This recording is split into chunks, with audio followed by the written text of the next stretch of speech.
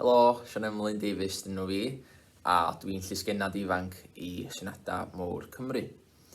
Mae gennau fusnes bach ar y dillad arfordir, clothing, ac mae wedi bod yn fusnes ers 2019.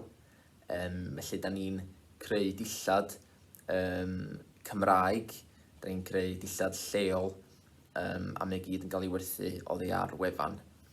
Da ni wedi bod wrthi ers 2019, fatha busnes, ond nath y syniad o greu arfordir cychwyn nôl yn yr ysgol.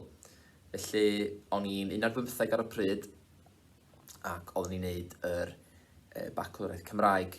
Ac ar gyfer y prosiect, o rhaid ni greu busnes newydd sbon o'r dechrau o ddim byd.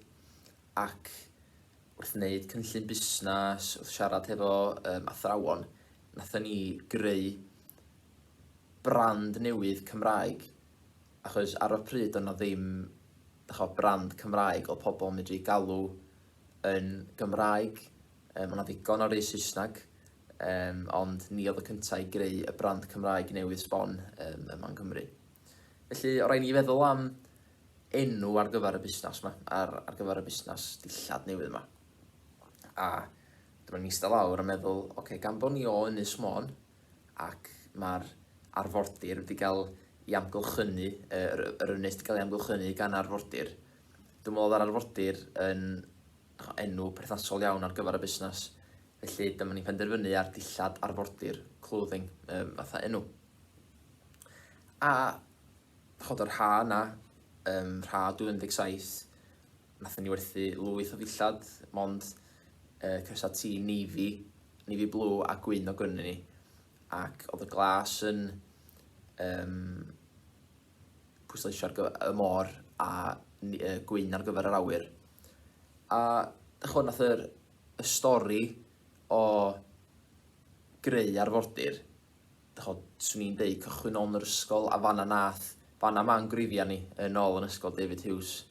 Felly, os o'n i'n symud ymlaen cwpl o fisoedd i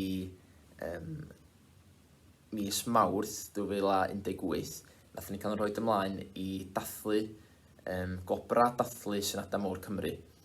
Ac yn ffodus iawn, nathon ni gyrraedd y brig ar y gobr a sgiliau busnes, sgiliau busnes gorau yn categori chorchiad dosbarth yn y gobr yna.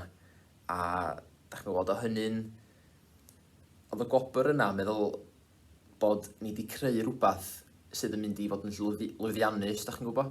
A hynny nath ni eistedd lawr yn meddwl, mae'n rhywbeth special iawn yn mynd i gael ei greu fan hyn. A swn i'n symud ymlaen wedi'n cwpl o fisoedd i mis Medi, ac yn meddwl bod ni wedi bod fewn sioea Môn, ffermwyr ifanc, sioea lleol o gwmpas yr ynys.